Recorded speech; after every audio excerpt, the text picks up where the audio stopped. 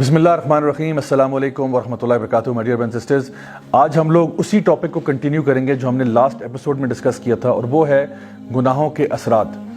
میں آج کی بات کا آغاز کروں گا نبی کریم صلی اللہ علیہ وسلم کی ایک حدیث سے جو کہ صحیح بخاری میں پائی جاتی ہے، جو کہ بڑی خوفناک حدیث ہے۔ خوفناک اس لیے کہہ رہا ہوں کیونکہ اس حدیث میں آخرت کے، قیامت کے کچھ مناظر کا ذکر ہوا ہے۔ نبی کریم صلی اللہ علیہ وسلم ایک جگہ سے گزرتے ہوئے آپ نے دیکھا کہ نبی کریم صلی اللہ علیہ وسلم کو خواب میں دو فرشتے جو ہیں وہ مختلف جگہوں سے گزارتے چلے گئے، اور آپ ان سے پوچھتے گئے کہ یہ کیا ہو رہا ہے، اور پھر انہوں نے ہر بار یہی کہا کہ آگے چلیں پھر آپ کو بتاتے ہیں۔ سب سے پہلے آپ نے دیکھا کہ دو شخص ہیں، ایک شخص زمین پر لیٹا ہوا ہے اور دوسرا شخص اس کے سر پہ کھڑا ہوا ہے، اس کے ہاتھ میں ایک بھاری بھرکم سا پتھر ہے، اور وہ پتھر لے کے اس کے سر کے اوپر دے مارتا ہے اور اس کا سر کچل دیا جاتا ہے۔ پھر وہ پتھر دوبارہ اٹھاتا ہے اور اس ٹائم تک اس کا سر دوبارہ ٹھیک ہو چکا ہے، پھر سے وہ اس کے سر پہ پتھر دے مارتا ہے اور پھر اس کا سر کچل دیتا ہے۔ آگے جا کے دیکھا تو دو اور شخص نظر آئے، ایک شخص زمین پر لیٹا ہوا ہے اور دوسرا اس کے سر پہ کھڑا ہے، جو کہ ایک لوہے کی ہک کے ساتھ اس کے جبڑے کو یہاں سے چیرتا ہے، پھر اس سائڈ سے چیرتا ہے، پھر اوپر سے چیرتا ہے اور پھر نیچے سے چیر دیتا ہے، اور ہر دفعہ جب اس کے جبڑے کو چیرا جاتا ہے تو وہ دوبارہ سے ٹھیک ہو جاتا ہے، اور یہی پروسیس کنٹینیو ہو رہا ہے۔ آگے گئے تو دیکھا کہ ایک تندور ہے، اس تندور میں سے چیخو پکار کی آوازیں آ رہی ہیں۔ اندر دیکھا تو مرد اور عورتیں وہاں پہ موجود ہیں جو کہ برہنہ حالت میں بغیر لباس کے ہیں، اور وہ اندر پکائے جا رہے ہیں۔ اس کے آگے گئے تو دیکھا ایک تالاب ہے خون کا بھرا ہوا، اور اس تالاب میں ایک شخص تیر رہا ہے، اور جب بھی وہ تالاب کے کنارے تک پہنچتا ہے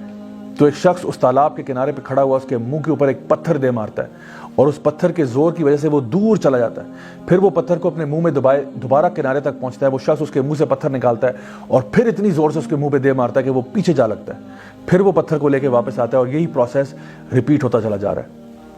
آگے آپ جاتے ہیں تو آپ دیکھتے ہیں کہ ایک بہت ہی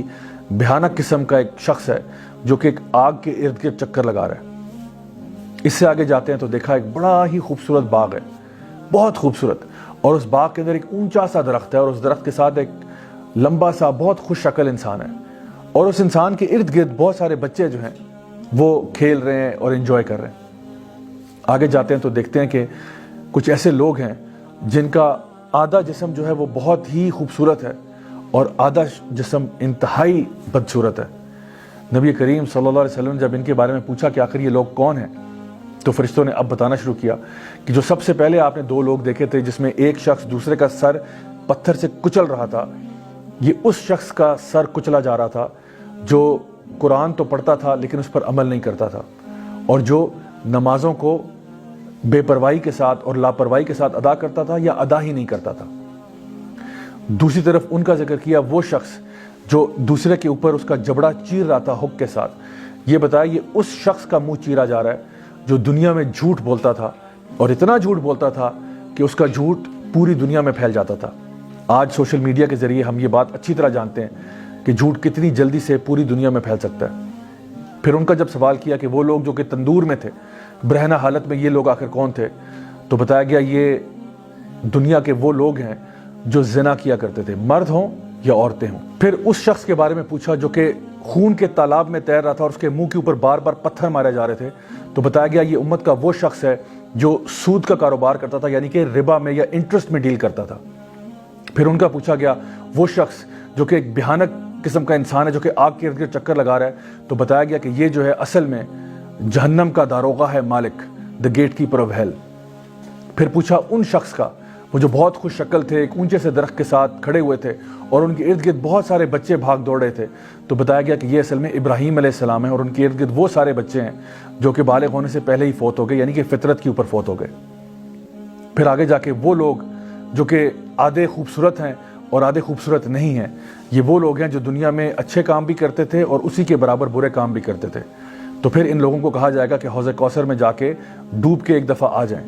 اور پھر جب وہ وہاں سے آئیں گے تو پھر ان کے پورے جسم جو ہے وہ صاف ستھرے ہو چکے ہوں گے اور وہ خوش عقل ہو جائیں گے۔ My dear brothers and sisters, یہ حدیث میں نے آپ کو اس لیے سنائی ہے تاکہ ہمیں سمجھ میں آ جائے کہ جو بھی ہم دنیا میں اعمال کر رہے ہوتے ہیں، ایسا نہیں ہوتا کہ ان کا کوئی حساب کتاب نہیں ہوگا۔ جس قسم کا عمل انسان نے دنیا میں کیا ہوتا ہے، ہو سکتا ہے کہ اس کی سزا اس کو دنیا میں مل جائے، اور ہو سکتا ہے کہ دنیا کے علاوہ آخرت میں بھی مل جائے۔ تو اس لیے گناہوں سے بچنا ہی ضروری ہے۔ اللہ سبحانہ تعالیٰ فرماتے ہیں قرآن مجید میں سورہ طلاق سورہ نمبر 65 آیت نمبر 2 اور 3 میں وَمَن يَتَّقِ اللَّهَ يَجْعَل لَّهُ مَخْرَجًا وَيَرْزُقْهُ مِنْ حَيْثُ لَا يَحْتَسِبُ وَمَن يَتَوَكَّلْ عَلَى اللَّهِ فَهُوَ حَسْبُهُ کہ جو شخص بھی اللہ کا تقوی اختیار کرے گا، یعنی گناہوں کو چھوڑ دے گا، اللہ تعالیٰ اس کو ہر مشکل سے باہر نکالے گا اور پھر اس کو رزق عطا فرمائے گا وہاں سے جہاں سے اس نے سوچا بھی نہیں ہوگا۔ اور جو لوگ اللہ پر توکل کرتے ہیں اللہ ان کے لیے کافی ہو جاتا ہے۔ اگر ہم چاہتے ہیں کہ اللہ تعالیٰ ہمیں ہماری مشکلوں کو دور کر دے ہم سے، تو اس کے لیے ہمیں گناہوں کو چھوڑنا ہوگا اور تقوی کی زندگی کو اختیار کرنا ہوگا۔ My dear brothers and sisters, اکثر لوگ جب گناہوں کو چھوڑنے کی بات آتی ہے تو وہ کہتے ہیں نہیں جی ہمارے گناہ تو چل رہے ہیں لیکن ساتھ ساتھ ہم نیکیاں بھی بہت کرتے ہیں۔ تو اس کی مثال ایسے ہی ہے کہ انسان کمرے میں اے سی لگا دے اور ساری کھڑکیاں کھول دے،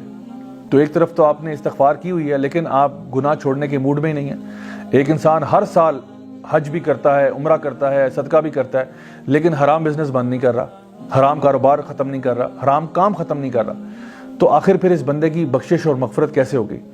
اصل کام یہ ہے کہ سب سے پہلے گناہوں کو چھوڑیں، اس کے بعد جتنے نیک اعمال کرنا چاہتے ہیں آپ ضرور کریں، لیکن گناہوں کو چھوڑنا بہت ضروری ہے۔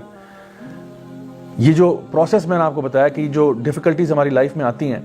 ان کی وجہ سے ہمارے گناہ جھڑ جاتے ہیں۔ نبی کریم صلی اللہ علیہ وسلم نے فرمایا کہ تمہیں جو ایک کانٹا بھی چبھتا ہے اس کانٹے کے چبھنے سے بھی تمہارے گناہ جھڑ جاتے ہیں۔ اسی طرح سے جب ہم کسی بیمار کو ملنے کے لیے جاتے ہیں تو بیماری کی حالت میں بھی انسان کے گناہ جو ہیں وہ دھل رہے ہوتے ہیں۔ ہمیں کہا گیا کہ اس کو کہا کرو لا بأس طہور انشاءاللہ، کہ فکر نہ کرو انشاءاللہ یہ تمہارے طہارت کا ذریعہ بنے گی، تمہارے پیوریفیکیشن کا ذریعہ بنے گی۔ اللہ سبحانہ تعالیٰ فرماتے ہیں قرآن مجید میں قل یا عبادی الذین اسرفوا علی انفسہم لا تقنطوا من رحمت اللہ ان اللہ یغفر الذنوب جميعا، کہ اے میرے بندو جنہوں نے اپنی ذات کے ساتھ ظلم کیا ہوا ہے گناہ کر کر کے، اللہ تعالیٰ کی مغفرت سے مایوس نہیں ہونا۔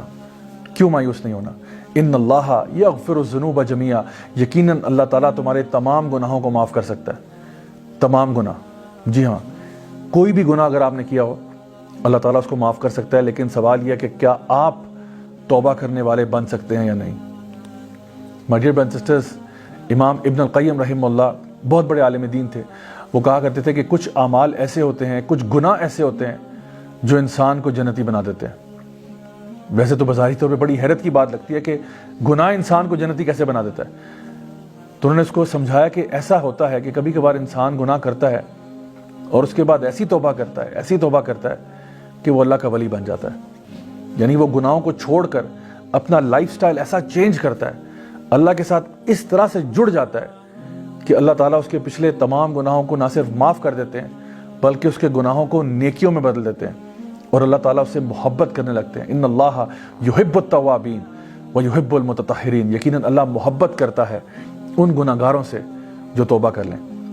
تو my dear brothers and sisters, انتظار کس بات کا ہے، دیر کس بات کی ہے؟ جب تک ہماری سانس میں سانس ہے آئیے ہم فیصلہ کریں کہ انشاءاللہ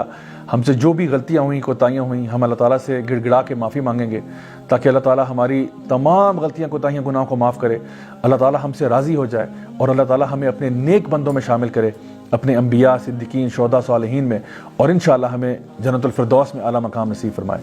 Until next time, this is me Raja Ziaulak signing off. والسلام علیکم ورحمۃ اللہ وبرکاتہ۔